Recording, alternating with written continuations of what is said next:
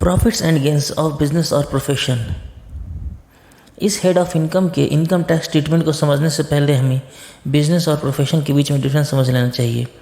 Business income tax act के section 213 में business में ऐसे ट्रेड, कॉमर्स या मैन्युफैक्चर या ऐसे किसी एडवेंचर को इंक्लूड किया जाता है जो कि ट्रेड, कॉमर्स या मैन्युफैक्चर से रिलेटेड हो, जबकि प्रोफेशन को इनकम टैक्स एक्ट में डिफाइन नहीं किया गया है। प्रोफेशन किसी भी ऐसे स्किल को कहा जाता है जिसमें कि सम डिग्री ऑफ लर्निंग या स्किल रिक्वायर्ड हो। प्रॉफिट्स इस हेड ऑफ इनकम में प्रॉफिट्स में इन चीज़ों को इंक्लूड किया जाता है। प्रॉफिट्स इन कैश और काइंड। प्रॉफिट कैश या काइंड में रिसीव हो सकता है। अगर प्रॉफिट काइंड में रिसीव होता है तो डेट ऑफ रिसिप्ट को उस आर्टिकल के कैश इक्विवेलेंट को इनकम माना जाएगा। Capital receipts. कैपिटल रिसीट्स को इस हेड के लिए प्रॉफिट नहीं माना जाता है। Voluntary receipt.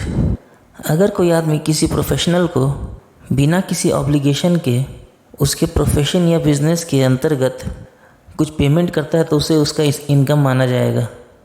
Application of the gain of trade is immaterial. अगर कोई पब्लिक बॉडी किसी कम्युनिटी के बेनिफिट के लिए भी अपने गेन को इस्तेमाल करती है तो भी उसके ऊपर टैक्स देना पड़ेगा। Income from distinct of businesses. Different businesses का प्रॉफिट सेपरेटली कैलकुलेट होना चाहिए, मगर टैक्स के पर्पस के लिए सभी बिजनेस के एग्रीगेट प्रॉफिट को ही कंसीडर किया जाएगा। Methods of accounting. Income tax act के सेक्शन 145(1) में इस हेड के अंतर्गत इनकम को कैश या मर्केंटाइल बेसिस पर कैलकुलेट किया जाता है, जबकि सेक्शन 145(2) के अंतर्गत सेंट्रल गवर्नमेंट के पास किसी भी ऑफिशियल गैजेट के through time to time income computation and disclosure standards means ICDS को नोटिफाई करने का पावर दिया गया है।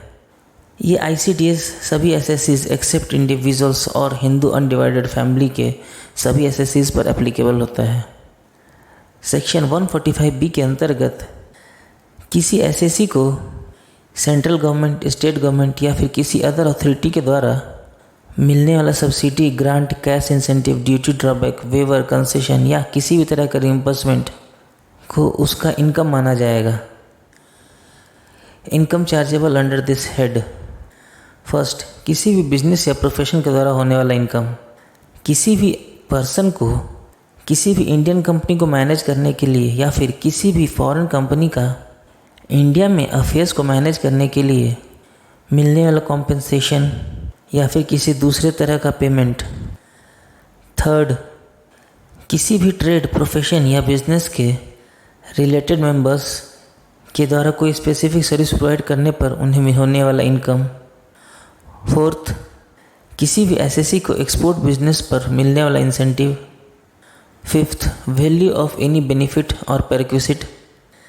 सिक्स्थ, किसी भी पार्टनर के द्वारा रिसीव हो चुका या फिर रिसीव होने वाला कोई सम। सेवंथ, किसी एग्रीमेंट के तहत मिल चुका या फिर मिलने वाला कोई कैश या फिर काइंड, एट्सेट्रा। Speculation business.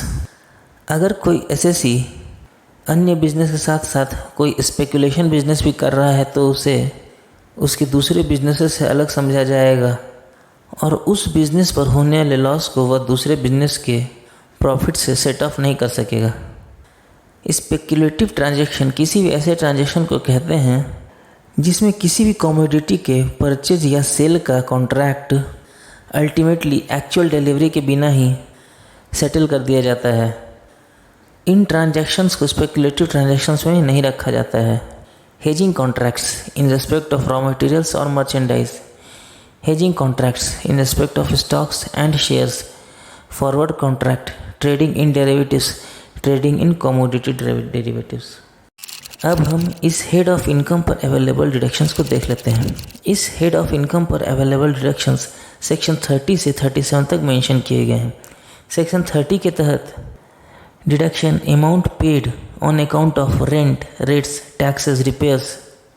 ऐसे रिपेयर्स जो कि कैपिटल एक्सपेंडिचर नेचर के नहीं होने चाहिए और बिल्डिंग के इंश्योरेंस पर डिडक्शन अवेलेबल होता है। अगर उस बिल्डिंग का इस्तेमाल बिजनेस या प्रोफेशन के पर्पज से किया जा रहा हो तो deduction available under section 31। Current repairs, insurance of machinery, plant और फर्नीचर पर एक्सपेंस किए जाने वाले अमाउंट पर भी डिडक्शन अवेलेबल होता है।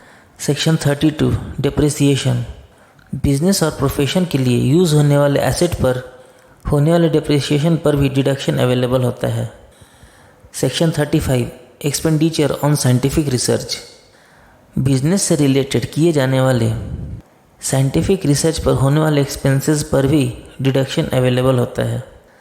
Section 35 AD investment linked tax deductions, इस सेक्शन के थ्रू एसएससीज को टैक्स डिडक्शन के लिए अवेलेबल होते हैं, जैसे कि setting up and operating of cold chains facilities for specified products, laying and operating a cross country natural gas और crude oil petroleum oil pipeline network, building and operating a hotel of 2 star और above etcetera.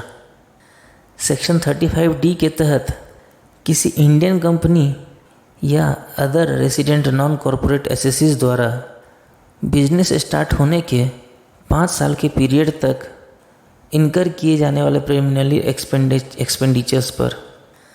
Section 36 other deductions, जैसे कि insurance पर premium paid, employees के health insurance पर premium paid, bonus commission etcetera.